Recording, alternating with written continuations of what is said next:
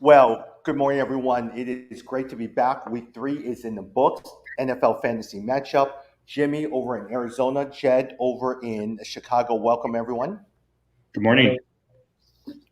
Hey, before we start talking about week 3, we're going to talk about Jimmy's waiver wire picks, all of that. I just want to go through a couple of news and notes for this morning. So, number one, and I'll ramble on and just get your thoughts on it. KJ Hamler suffers a torn ACL in week 3, wide receiver over in Denver. And so, a lot of times, Ken Hamler is not someone that you will pick up, but does it increase the stock of a Tim Patrick and also a Cortland Sutton as well, too.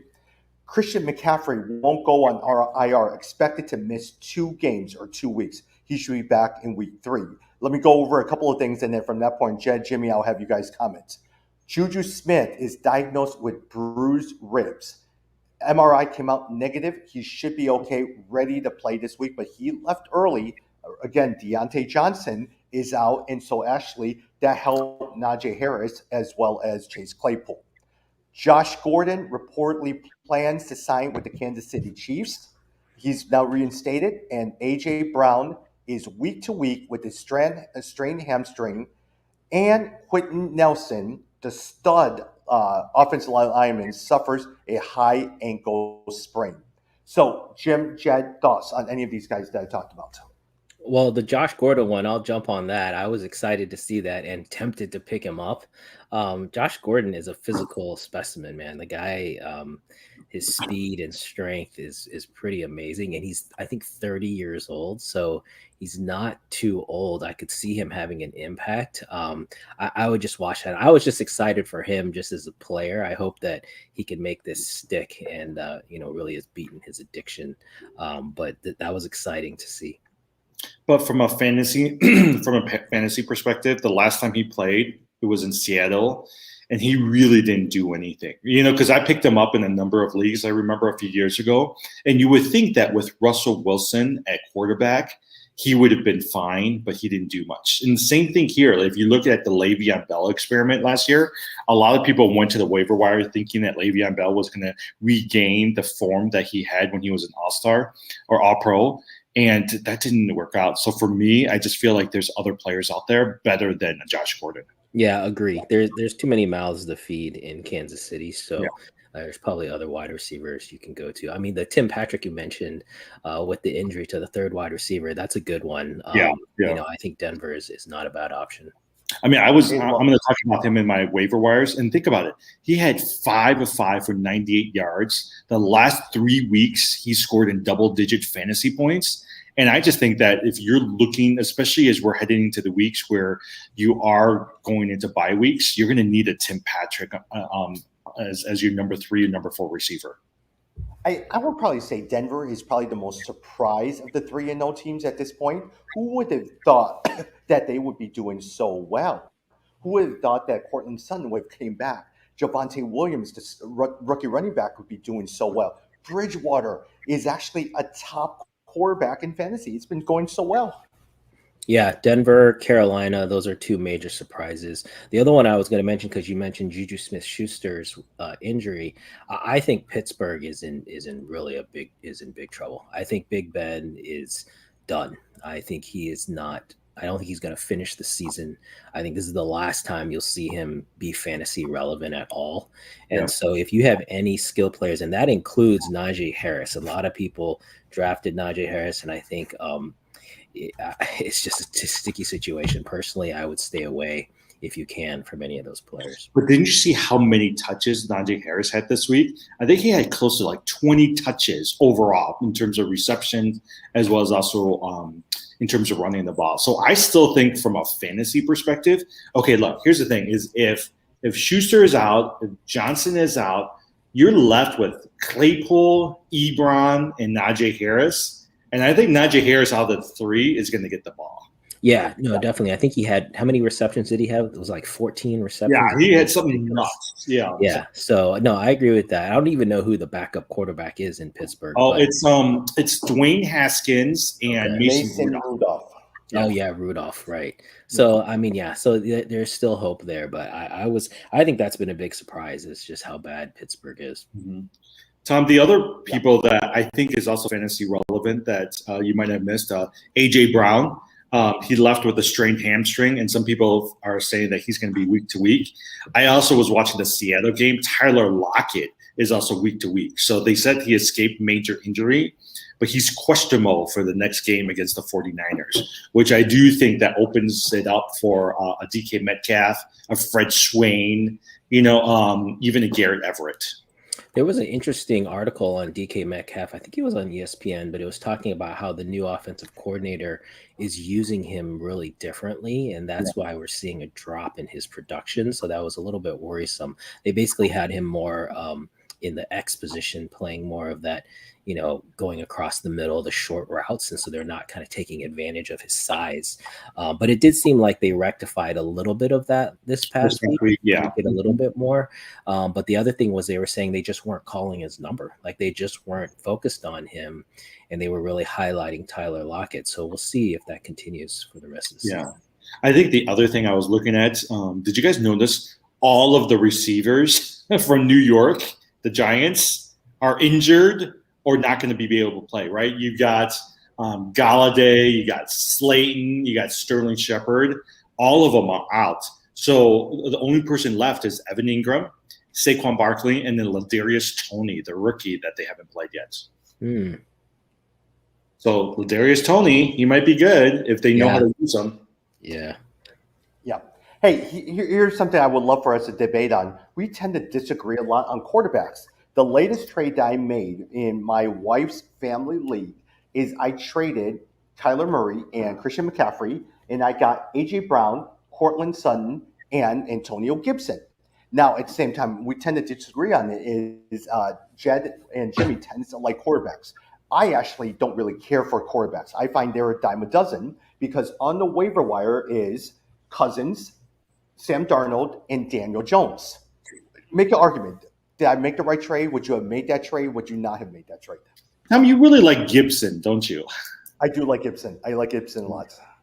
Yeah, and I agree. I don't think he's as valuable as you think he is. And the other thing is, while I agree that quarterback is a position that you can, particularly in the draft, you can take later and still get value. You need to understand the key difference for Kyler Murray. You just traded Kyler Murray, who is not only consistent in the high 20s, but really like what's his low? Like he's not going to get below like a 15, right? Like you can put him in there and not think about it.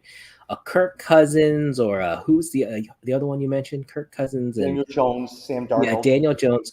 All those guys, the problem is they can have a single digit outing and you wouldn't be surprised. If a Kirk Cousins goes out there or a Daniel Jones, they can lay a 7-8 point egg on you, and you basically will lose the week because of that. And so to me, that consistency is the big issue, with valuing those guys the same. On a week-to-week basis, yes, there is a chance on a week-to-week basis that those guys could actually beat Kyler Murray.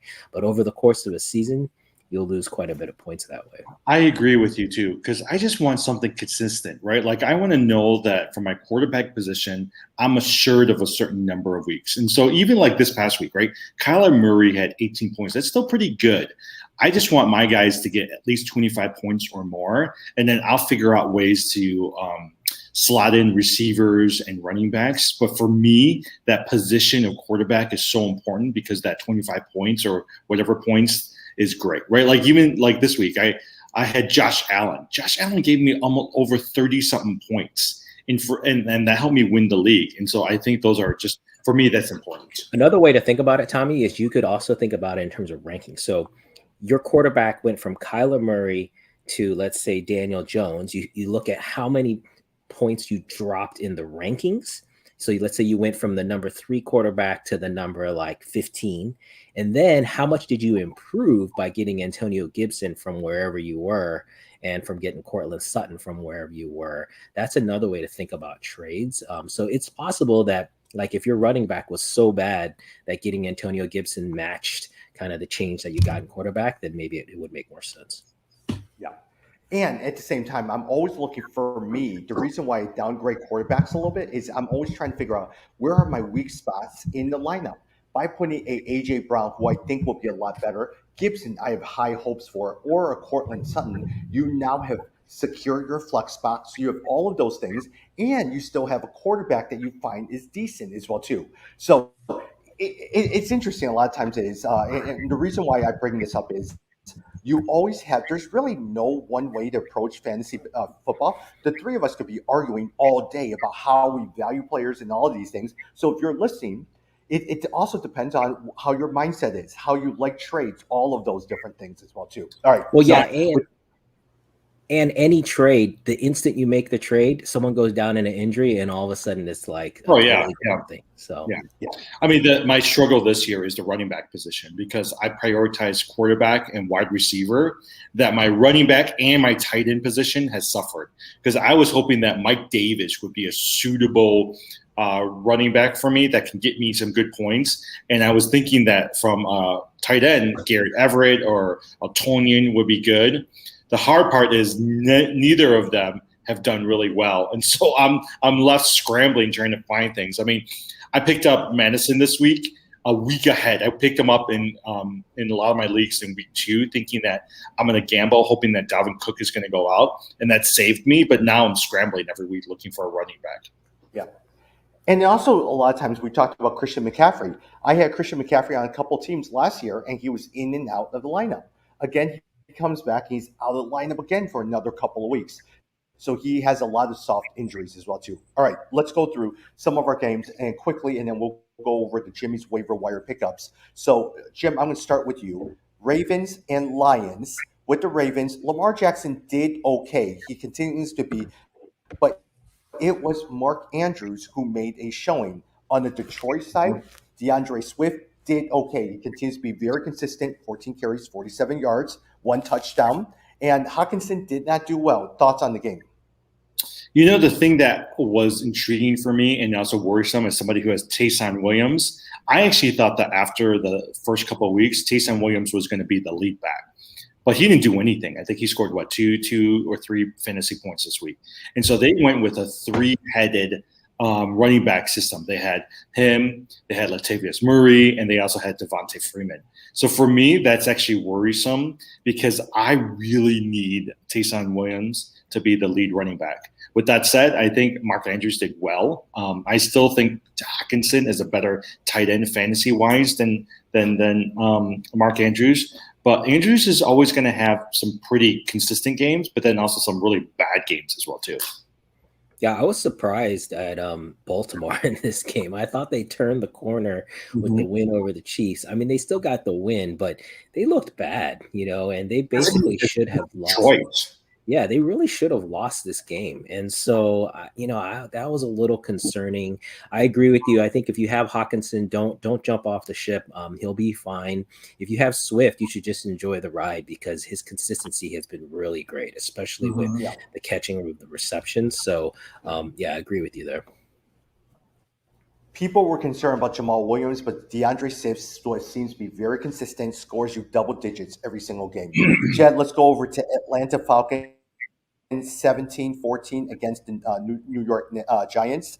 My biggest concern always is Calvin Ridley continues to struggle, Jed, but Cordero Patterson seems to be doing well. He had 7 carries. He also has 6 receptions for 82 yards. On the Giants' end, Daniel Jones struggled, but Saquon Barkley had a decent showing. Yeah, exactly. I think the big issue here is the Falcons. Yeah, the problem is the Falcons passing game. I'm really it's getting concerning because it's not at the level that we've expected and seen from the past.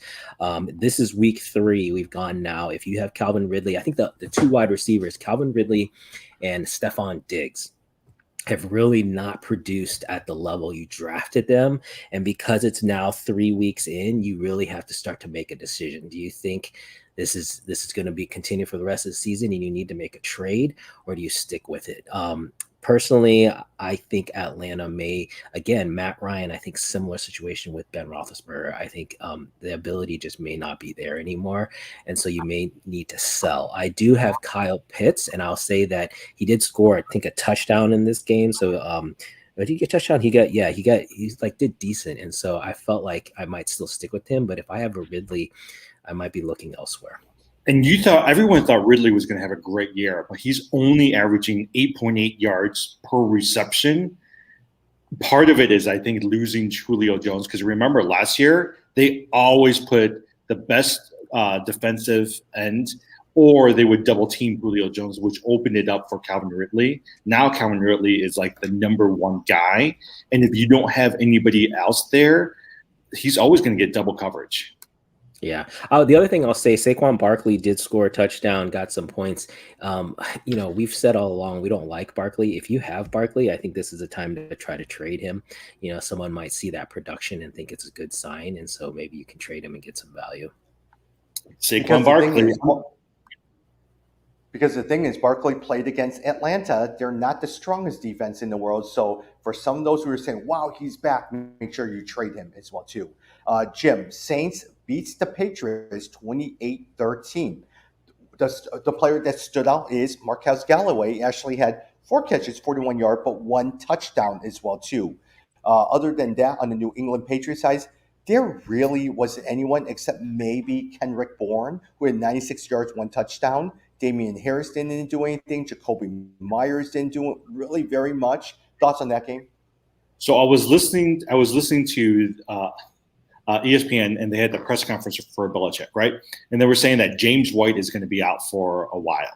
And so since James White is gone, the first thing you think about is Damian Harris being the replacement and getting out of the points. But one of the things that Belichick was saying is he really likes Bourne also playing in that position, taking over some of the work that James White was doing, because they don't necessarily trust Harris to run block. They really look at him as a runner. So they're looking for somebody like Bourne who can help do some blocking, but then also take over some of the receptions that James White has been doing. It doesn't mean that I'm going to go out and get Kendrick Bourne. It just means that for me, you can tell that they're a little bit suspect about Damian Harris. I still think they're going to feed the ball, but the question then becomes who's going to get all the receptions that James White has been going. But quite honestly, no one's paying attention to this game. Everyone's paying attention to Tom Brady coming back to the New England Patriots next week, and that's what everyone's focused on right now. Yeah, and I thought the Patriots were going to be a little more competitive in that game with Brady coming back. They're not. They're going to get killed. The Bucs are going to destroy them. And I think if you're a Patriots fan, this game is the one that really maybe breaks your spirit, because Mac Jones, you realize, okay, he had 3 interceptions. This is still a rookie quarterback. He's going to struggle and have ups and downs. So I think pretty much this is a lost season for the Patriots, if you ask me. The one thing I've been surprised by, right, like during preseason, we were all thinking that Jonnu Smith or Hunter Henry was going to do well. Those guys have not done anything. And I'm surprised they have not gone to their tight ends more. Yeah, agree with you. I'm not sure. We should probably look. There's probably some discussion about why. But yeah, they were hot pickups. Jonnu Smith especially, and we haven't seen anything out of them. Mm-hmm. Yeah. Just so you know, the New England Patriots game against the Tampa Bay is completely sold out. Tickets are in the thousands, and I would probably say you will not see any run game in this game, but you're going to see Tom Brady airing it out for 400 yards, 3 touchdowns. He's going to sit there, no mercy. He's just going to keep throwing at that game. Well, I think the whole team is going to be behind him, and basically like, we know what this means for Tom. We're gonna ball out, and so I think I put all my money on Tampa Bay. Well, okay, so here's the thing, okay, right? I think Tom's going to do great. I think Gronk's going to have a couple of touchdowns. I think they're going to make sure that they're going to stick it to the Patriots. Yeah. Hey, Jed, we talked about this. Bengals 24, Pittsburgh 10. We talked about the struggles of Ben Roethlisberger. A lot of talk is he's probably done. How do you bench a legend in Pittsburgh? But with this thing with the Bengals, I'm telling you, Jamar Chase is looking like a stud wide receiver, the best of all the rookie wide receivers. Yeah. Hey, we talked about your wife's trade last week, and maybe it's working out as far as the dynasty league. I love this game. I mean, if you guys remember, this was the game I called as the underdog pick, the Bengals over the Steelers. This was a great win for Cincinnati in Pittsburgh to really turn the corner. And to me, this is the handing off of the torch in that division. The Bengals are going to be the team for the future. Joe Burrows looked great. If you've got him, I think you could start thinking about putting him in as your starter. Jamar Chase, totally agree. I missed that. I was kind of bought into the preseason hype about his drops, but he has been phenomenal. And his connection with Joe Burrow is undeniable. If you've got Chase, he's an every week starter. I think you can feel confident. I'll mention Joe Mixon didn't look too bad. He almost had 100 yards, had 18 carries. So if you've got Mixon, you're just hoping for essentially that offense to continue to get better and that you'll get a piece of that pie. And then the other thing is with T. Higgins out, Tyler Boyd snuck in there with a touchdown. So again, watch T. Higgins' injury closely because that second number 2 receiver will be able to get points from. I've been trying to get Javonte Williams from Tommy in one of our leagues, and I really want Javonte Williams, but he wrote me back yesterday and says, I won't trade him unless you give me either Brandon Cooks or Jamar Chase. Ooh. And I was just like, that's way too much for Javonte Williams. Yep. Hey, Jim, Tennessee beats the Indianapolis Colts 25-16. Derrick Henry continues to really be able to carry the team. AJ Brown, your thoughts? Are you trading for AJ Brown during this time, or are you trading AJ Brown away to different teams?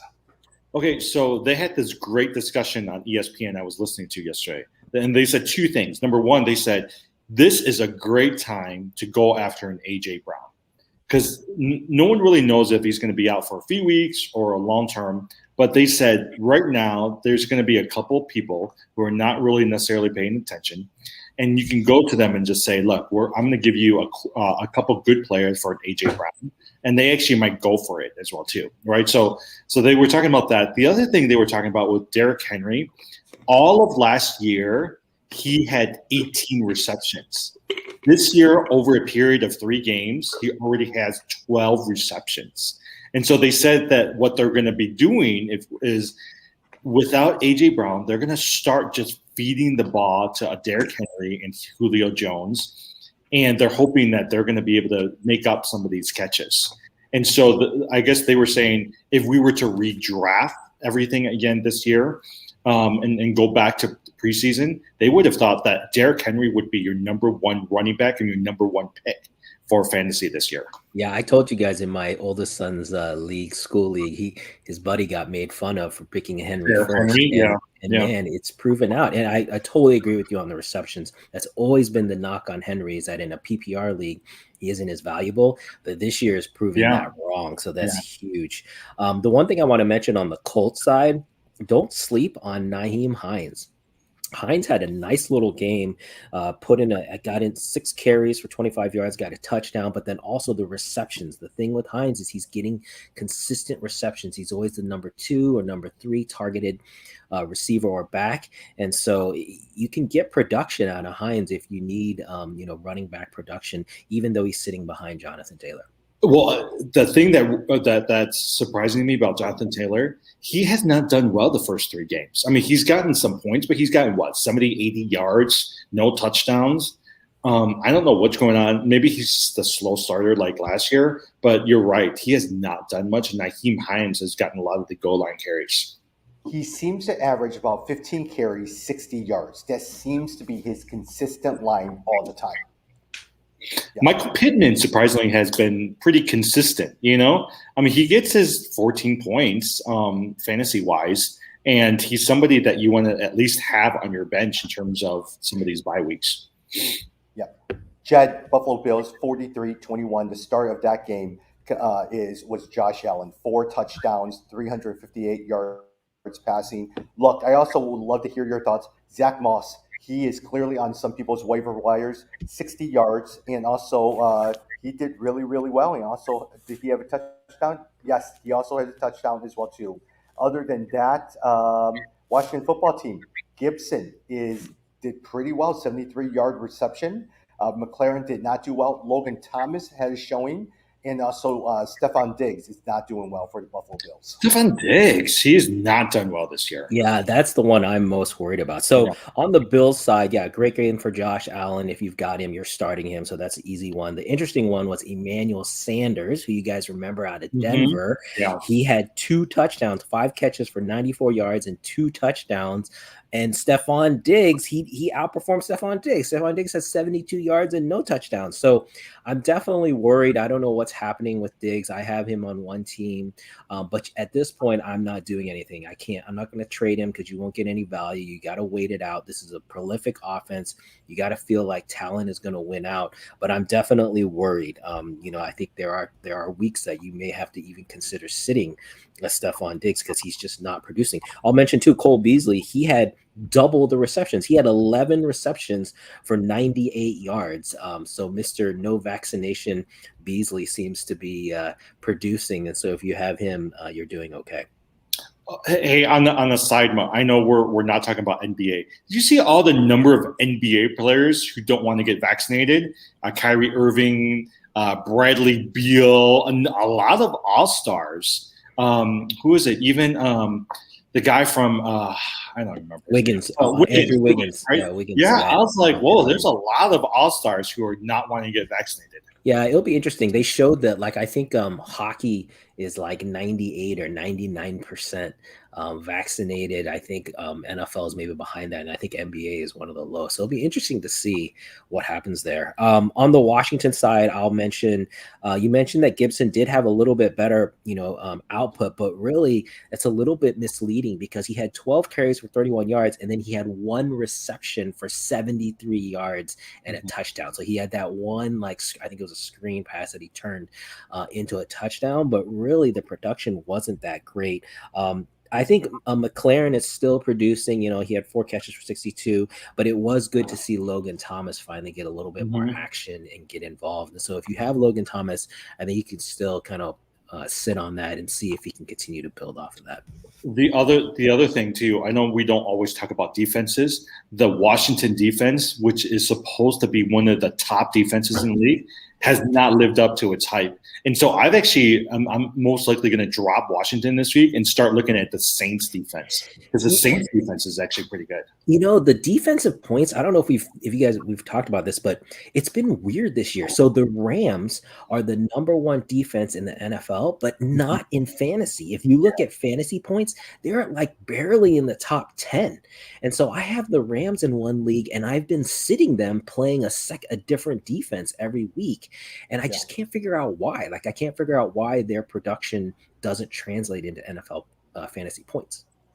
Versus a good defense, fantasy-wise, has been Carolina, who's been pretty decent as well, too. Hey, before we go to this other one, did you guys watch the Peyton and Eli broadcast where LeBron James jumped on for a few minutes? It was great. And Nick Saban, too. Yep. Yeah. I thought Nick Saban was better than LeBron James. Yeah, I liked it. I'm just getting used to it. It's hard because this was my first time watching it through a solid chunk of time, and they really don't comment much on the game. And so I was having a hard time watching the game and listening to them. Yeah. And I found it kind of distracting. I thought they would comment on the game more, and they really didn't. So, but I liked I like where they were going. This is what I realized, Jed and Tom. If you're going to watch that, you almost have to be by yourself, focused on what they're saying. Because if you're just sitting there really focusing and understanding, you're like, oh, wow, they're really breaking down the game. It's almost like having a bunch of Tony Romos and Troy Aikman sitting there. But if you have a lot of people around you, you better turn back onto the main ESPN game, because otherwise, it's too distracting. And it's not always the loudest. And because they're just literally sitting in their houses just commenting on the game. Yeah, did you see the setup Eli had though? That was insane. He had probably 10 TVs in front of him, 10 monitors. I was like, wow, what a setup. Warren Moon doesn't like their broadcast though. Yeah. I get the sense a lot of times it feels like we're all at a restaurant. It's a bunch of guys sitting there talking to each other with the game in the background. So you're kind of paying attention to the game, but you're talking to each other. That's the feeling that I get that they want to create. Yeah. I like it. It's actually really interesting if I can watch it by myself. Yeah, I like both of them. Like you said, the way they break down when they say things like, oh, the 2 safeties are up high. Okay, they're going to throw here. You learn a lot more about what the quarterback is looking for and what they're trying to pick up. Yeah. Yeah. All right, Jim. Chiefs 1-2 loses to the LA Chargers 30-24 on that one. Justin Herbert 4 touchdowns. Eckler did okay. Mike Williams continues 122 yards, 2 touchdowns. On the Kansas City side, Clyde Edwards-Helaire finally had over about 100 yards on 12 carries, and Kelsey did good. But hey, Tyreek Hill continues to be in and out, inconsistent. And one of the reasons why they're probably signing Josh Gordon, there really is no second wide receiver. Hardman, 33 yards. Thoughts on that game? Jim. Oh, I'm sorry. I thought you said Jed. Okay, so here. Sorry. So Hilaire, I saw a couple of people dropped him this week on the waiver wire. And so for me, I was like, do I pick him up? After this week, I was like, he's actually still worth the pickup for me. I don't know if I would ever trade him, but I actually most likely will pick him up as well too. But the person who I think has been surprising for me has been Travis Kelce for the Chiefs. We know, I mean, if you were to go back again, I think we were talking about this. ESPN said if you were to go back and redraft it again, the number 1 pick would be Derrick Henry. The number 2 pick actually would be Travis Kelce, and number 3 pick would be Cooper Kupp. And for me, I just think that Travis Kelce is somebody that you're worth. And if I were to go back again, I would pick him up again. I think the other thing you notice is the Chiefs have the worst one of the worst defenses in the league. And so what you're starting to see is a lot of teams going on 4th and down, right? Like 4th and 1, 4th and 2, because there's 2 reasons. 1, they know the Chiefs defense can't stop them. And 2, they want to make sure Patrick Mahomes isn't coming into the game. And so I think you're starting to notice that being a strategy for a lot of teams when they play the Chiefs. If they can keep Patrick Mahomes off the field, they have a better chance of winning because their defense can't stop those guys. Yeah, this was to me a great game for the Chargers, a great win for them, showing their continued growth. And I think that's probably, the Chiefs being 1 and 2 is probably one of the surprise stories of the season. I personally, though, I'm not selling on the Chiefs, right? So I think they had a couple close games that they lost. This was a hard-fought battle too, so I'm not worried about my Chiefs. So if someone dropped Clyde Edwards-Helaire, I would definitely pick him up. I don't know that he's an every week starter, but he's still the number 1 back on one of the best offenses in the NFL, and so that's worth something. On the Chargers side, I'll just say, I love having Mike Williams. I've got him, picked him up off the waiver wire in a couple teams, and he's finally put it together. We've known for a couple years he has the size. The guy is huge. Thought he would be a red zone target, and he just hasn't put it together. But this season, it's like he finally figured it out. And actually, is this his 3rd year? Because this is his 3rd year. Yeah, we see a lot of wide receivers in year 3 is when something clicks and they figure it out, and you really see their best production. And so that's what we're seeing with Mike Williams. My only fear of Mike Williams, right? So that's why I was looking at. So if you look at the last 3 games he did, 82 yards, 91 yards, 122 yards. He's got 4 touchdowns already. But I think the hesitation is always at some point in the middle of the season, Mike Williams it's the same as Dalvin Cook. They always get injured and they're out for 2 or 3 games. And so that's the only thing you have to be fearful of Mike Williams is when is that injury going to come, and is that going to come this year? And Mike Williams, it's always his back. His back always gets injured all the time. Mm-hmm. All right, but Justin Herbert. Oh, yeah, can I say, okay, Justin Herbert, though, I think a number of us have Justin Herbert as the quarterback. I'm glad he finally got those touchdowns because the last few weeks he could have had big productions, but they kept dropping the balls or penalties. But I'm glad that Justin Herbert did so well this week. Yeah. Jed, Arizona Cardinals 3-0, 31-19 on that one. Hey, James Robinson did really well. It's his best game of the season.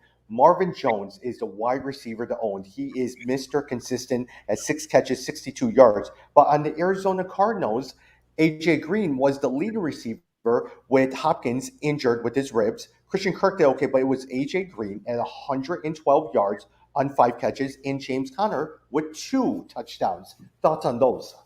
Yeah, so on the Cardinal side, totally agree with you. AJ Green, that was a surprise. I was thinking that it would be, if Christian Kirk would step up, and so that was an interesting. But Kirk still had over 100 yards as well.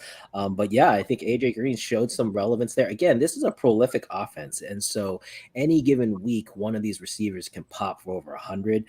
Again, though, if you have a Hopkins you're looking for that consistency, and it wasn't there this week. He had 3 catches Mhm. for 21 yards, so that Yeah. was disappointing.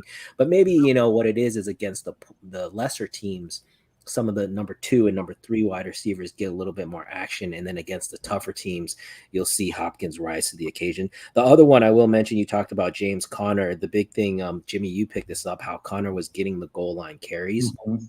And so I think that's something to watch for. He split the carries evenly with Chase Edmonds. And so if he continues getting those goal line carries, again, this is a prolific offense. They're going to score a ton of points. So that could be really worth a lot. On the Jaguar side, the Jags were winning at half. I don't know if you guys saw that. They were winning this game. I was like, what is going on?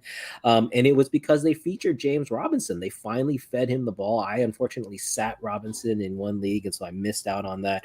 But if you have Robinson, he had 15 carries plus 6 receptions. So anytime he's getting 20 touches, you're going to get plenty of production. So you can feel good about that, and potentially, hopefully, they'll stick with it. We'll see if the Jags, are able to stick with that, or if they go back to just trying to throw all the time. But it was good production for him. I was reading an article from the local Jacksonville newspaper, and the rumor, I don't know if it's true or not, but the rumor out there is that they're going to give a couple weeks break for Trevor Lawrence, because they just said his confidence is so low right now that they might need to just almost give him a pause and have him come back after a couple games. But that's the rumor. Whether or not that's true or not, I don't know. But you're right. Like, for me, Marvin Jones, James Robinson might come back into fantasy relevance if that happens.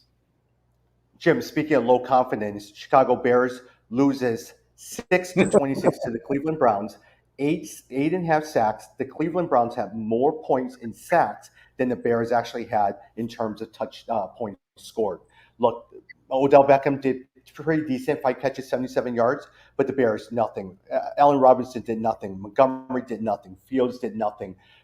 Matt Nagy was terrible, and people are calling for his firing. ESPN, every commentator says the worst thing about the Bears is Matt Nagy, his inability to make adjustments. Well, and also, I mean, Jim. they were talking about this, right? Like, if you look at a Belichick and the way that he sets Mac Jones up for somewhat success, and make sure that he's protected and make sure that he's put in a position where he's able to get those 3rd downs or 4th downs, that's something to be applauded by. But if you look at what the Bears were doing, he got sacked 9 times. And so for me, I'm like, look, what are you going to do? You're going to put him out there again? If he gets sacked again and he's not protected, you're going to take him out for Dalton. And then when Dalton struggles, you're going to put him back again. You put Fields back again.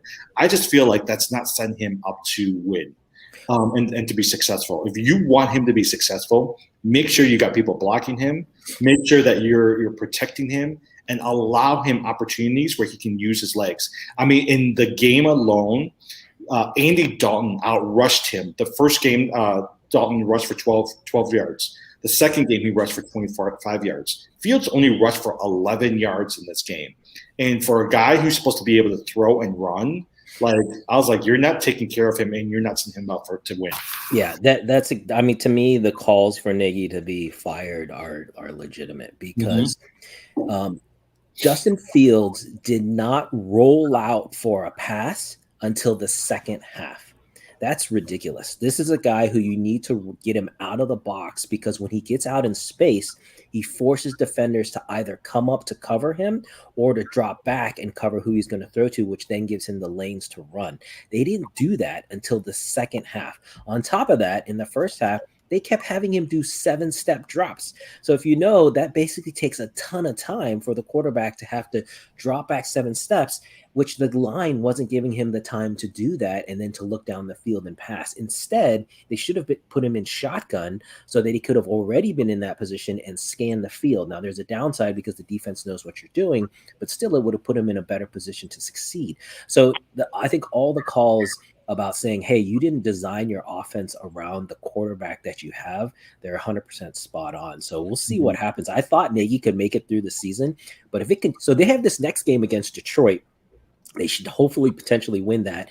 After that, they've got a tough schedule of 5 games where I could see them going like 1-6, 1-7, 1-8, and then I don't think Nagy makes it through the season. the one thing that you constantly hear from Nagy all the time is we're going to go through the tape and make adjustments. After a while, how many times are you going through the tape to make adjustments? Because you said the same thing about Trubisky. You're saying the same thing now. You're just not making adjustments at all. No, I mean, okay. Jim, let's go over to the Broncos. Yeah, going back to Trubisky, right? If you remember Trubisky, they only gave him a certain number of plays. They told him not to use his legs, stay in the pockets, and just only work around these plays. And I think they're doing the same thing with Fields. And what they need to do is to be able to allow him to have some sort of freedom where he can use his legs and look for his receivers. But you're right; these guys they just don't adjust well in some of these games, and that's the problem that they're running into. Yep. Jed, the Denver Broncos, surprising 3-0 team, 26 against the New York Jets, 0. I've been disappointed by Corey Davis, more so because of the quarterback play, less on Corey Davis that he hasn't done well in the last couple of weeks. On the Denver Broncos side, Melvin Gordon is good, but you see a Javonte Williams rising up, also got a touchdown alongside Melvin Gordon, and Bridgewater has been very consistent. Doesn't get you a lot of fantasy points, but it's been pretty consistent. We talked about Tim Patrick as well, too. Yeah, I think Bridgewater is a good example of a great quarterback in real life, but for fantasy, you don't necessarily get a ton of points there. I think he's okay for a bye week fill-in, but you probably don't want him as your every week starter. Agree with you. The ground game in Denver has really proven out. I think both Melvin Gordon and Jamal Williams have been serviceable as running backs, but I think the passing game is really where you can get some points here. I think both, obviously Sutton has been the consistent guy, although he had lower production for this game, but his receptions are still on the same par with Tim Patrick. They both had 5 receptions. Patrick just had more yards. So I think this is a place you can go for a wide receiver. But I think that, the running game is, it's kind of more of a toss up. It's like it's a low ceiling. But for the Jets, I'll say this. I have Corey Davis. I sat him, but I don't think that you should give up on the guy. I think you just have to pick and choose the matchups. And so in this case, because he was going against the cornerback in Denver, who's kind of like a shutdown guy, like I think he can't, Davis in the offense in the Jets, they can't overcome that. But if it's on against the lesser defense, Davis should have plenty of points and you can still start him. Yeah. Jim, Raiders 31-28. The surprising thing on this one is Myles Gaskin actually did decent, but Mike Gesicki had 10 catches, 86 yards.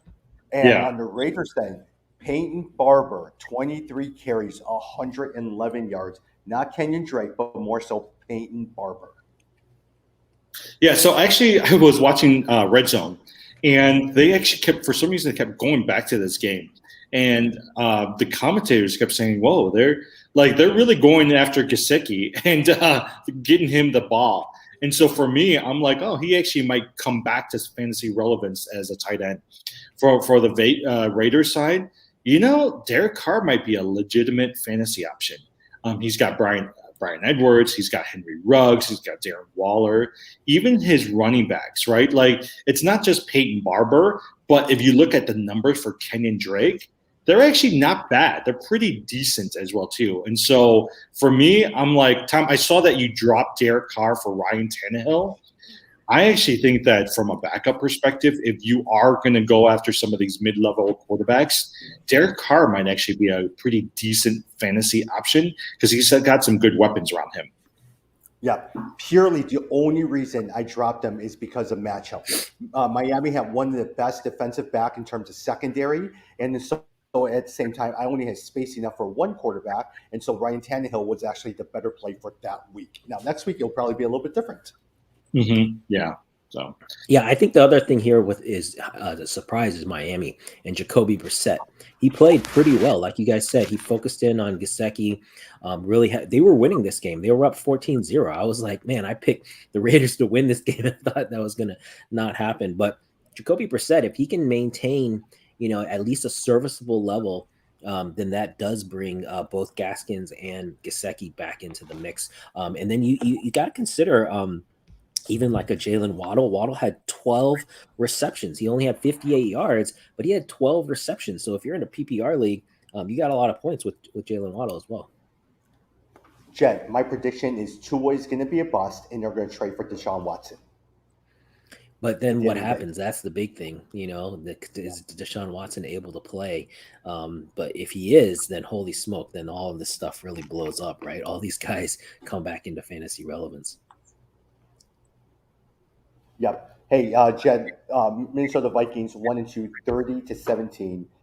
Wow, Cousins has been so good. You see Justin Jefferson, who's been doing really, really well. You see Conklin has been doing well. Adam Thielen and Madison was a great start in place of Dalvin Cook. He did excellent on the Seattle end. Chris Carson continues to do decent, and DK Metcalf. Yeah, this was a surprising game, actually. I thought Seattle was going to come out of this one and be more competitive. The Vikings played really well. I think Cousins, obviously, this is a great game for him, but I wouldn't say that his season has been that great.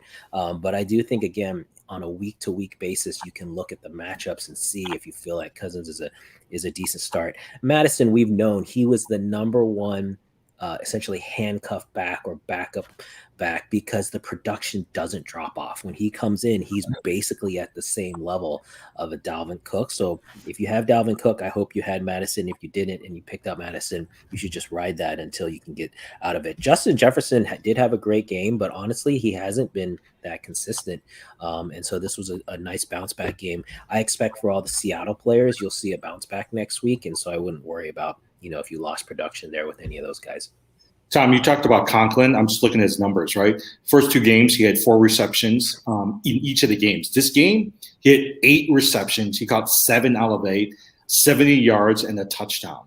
That's actually pretty good from your tight end production in terms of fantasy. Got it. Hey, Jim, Rams 34. We have a couple games left. Rams 34-24. This one at the same time, Deshaun Jackson made his once-a-year appearance. 3 catches, 120 yards, 1 touchdown. Von Jefferson did not do well. People were looking at him as a sleeper. Cooper Kupp continues to do really, really well. Cooper Kupp, he's the best. They were saying Robert Woods was gonna come back and actually do really well in this game, but he only had 6 fantasy points. I don't know where Robert Woods is these days. You know what? Deshaun Jackson, he could have had more because Matt Stafford missed him twice. And so Deshaun Jackson is the guy that I would watch in these big games because they need him to open the top. And that's what we thought Robert Woods was going to do. It's Deshaun Jackson, which is amazing. At his age, he's still the fastest guy. And so he's the guy that can open up the top for him. Yeah.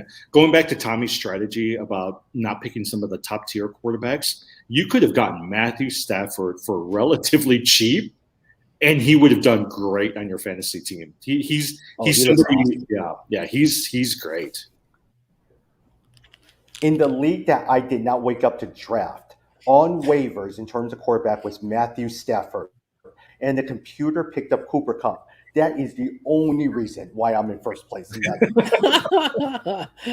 Sometimes it's better to be lucky than good. Yeah. Yes, because I am not a Cooper Kupp fan, and you guys always know that. I never knew he would be so good, but more so I have so much rapport with Matthew Stafford. Yeah. Jed, 2 more games. Green Bay Packers 30-28 against the San Francisco 49ers. I love that game. Hey, look, Green Bay looks like the best team in the National Football League at this point in time. Thoughts on that game? I don't know that I would jump that far to say they look like the best team. They had to come back with 50-some seconds left to win that game. It was a great comeback. They're lucky that Devontae Adams, they got through concussion protocol in like record time and was able to come back into the game to help them secure that last second field goal. But great win for Green Bay. You do see them turning things around. I feel like the offense is coming around. Again, if you've got a Devontae Adams, if you've got Aaron Jones, Aaron Rodgers, you're feeling good about that offense now. You should get your points there.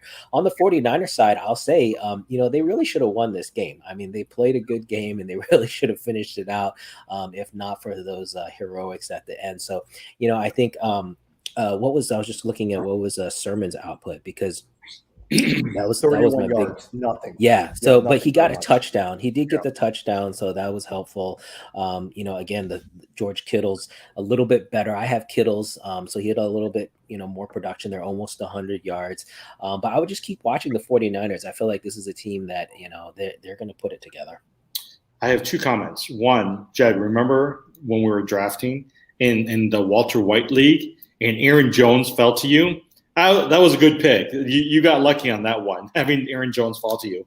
And then the second thing is I was winning in one of my leagues. I was up by 10.